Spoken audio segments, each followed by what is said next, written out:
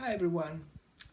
So, you have a dog, you have a puppy, you adopted a dog, you rescue a dog, and now you have a tough decision to make to put your dog in training.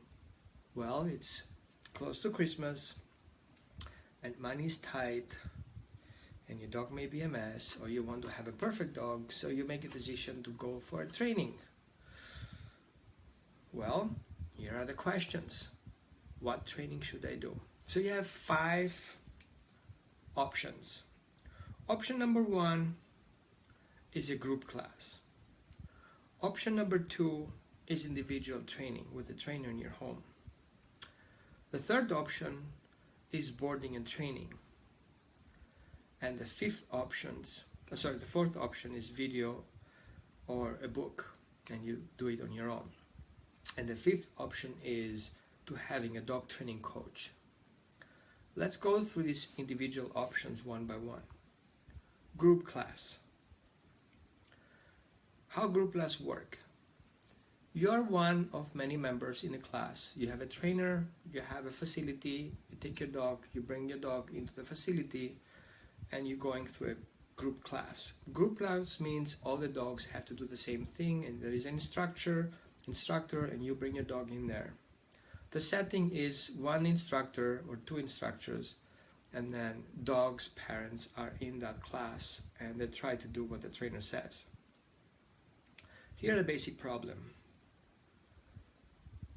The amount of money you pay to get that class is divided by the people who are attending the class. Your trainer has only time for you in person while he's sharing that time with everybody else. So if you have 10 people attending that class, you will get 1/10 of his time attention in the best case.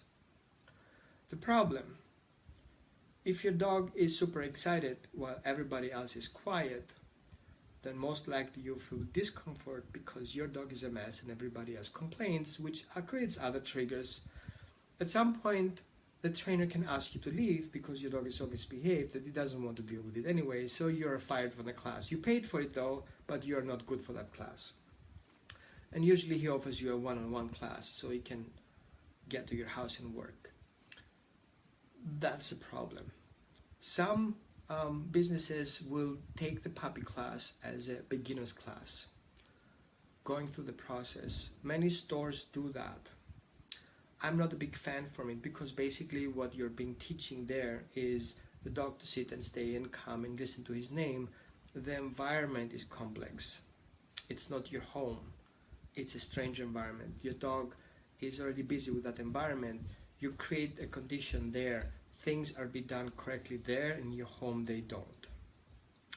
The other problem is that these classes are very trimmed to become a client in that particular shop. So they offer a low class. Sometimes it's a good quality, sometimes not. It depends on the trainer. And usually these people who do the training there, some of them just want to get hired to be dog trainers. That's a beginning for their career.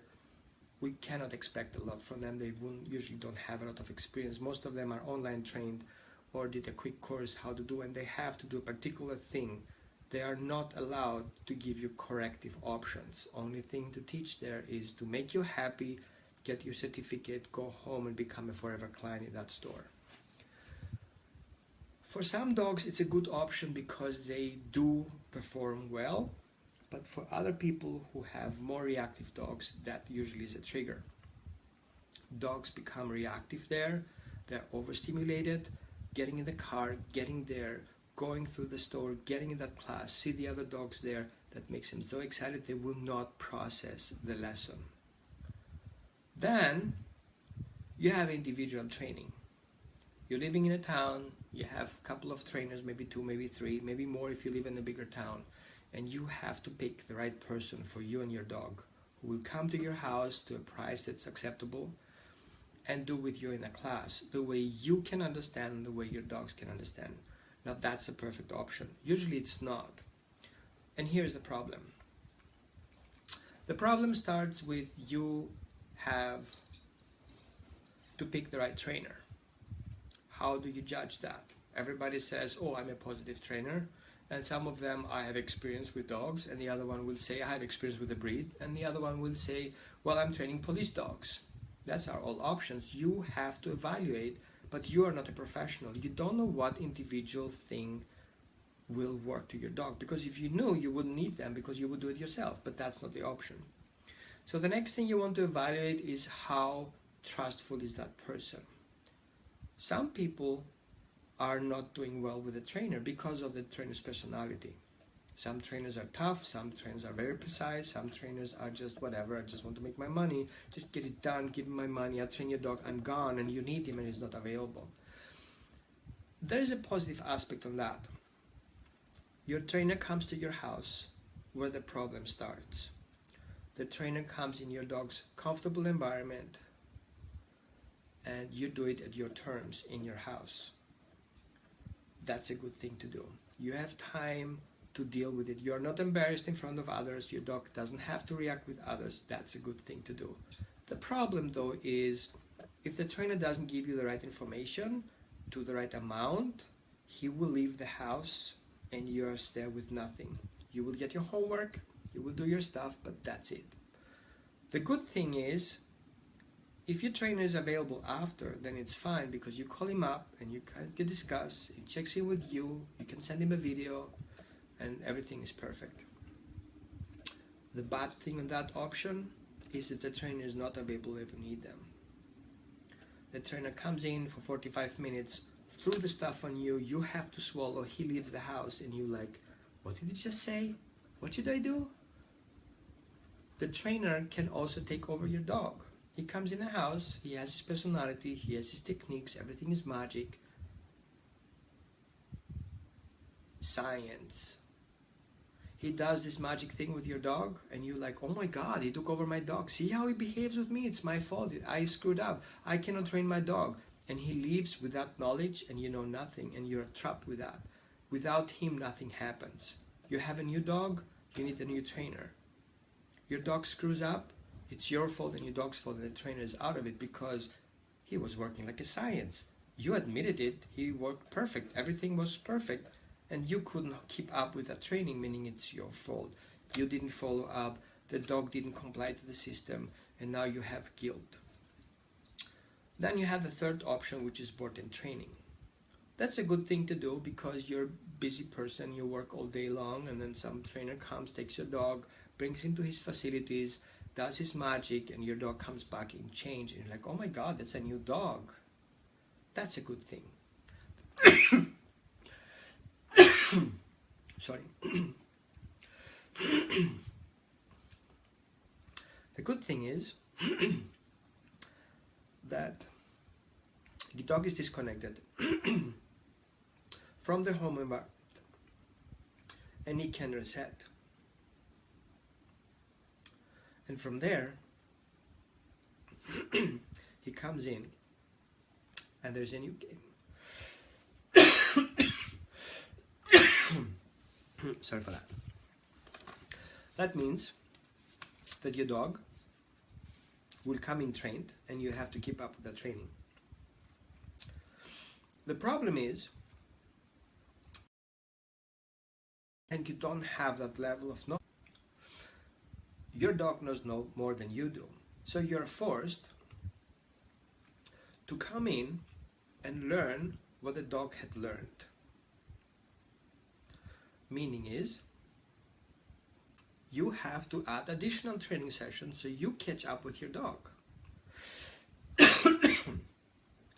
That's a problem. You have to make sure when you do these arrangements that you get the same education your dog gets.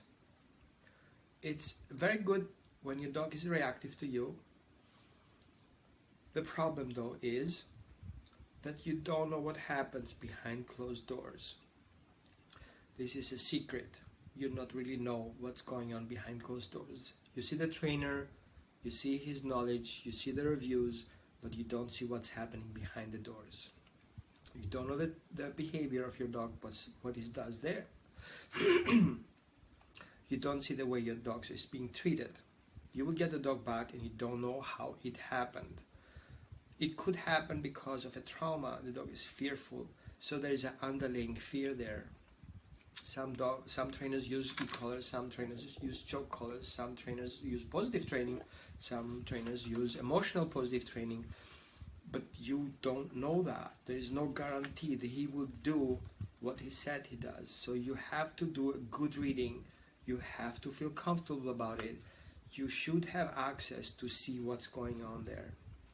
Check in with your dog, make sure if something goes wrong in that setting, that either you get your money back or you can get your dog out of there as soon as possible. Because some people will tell you, I will not give you the dog.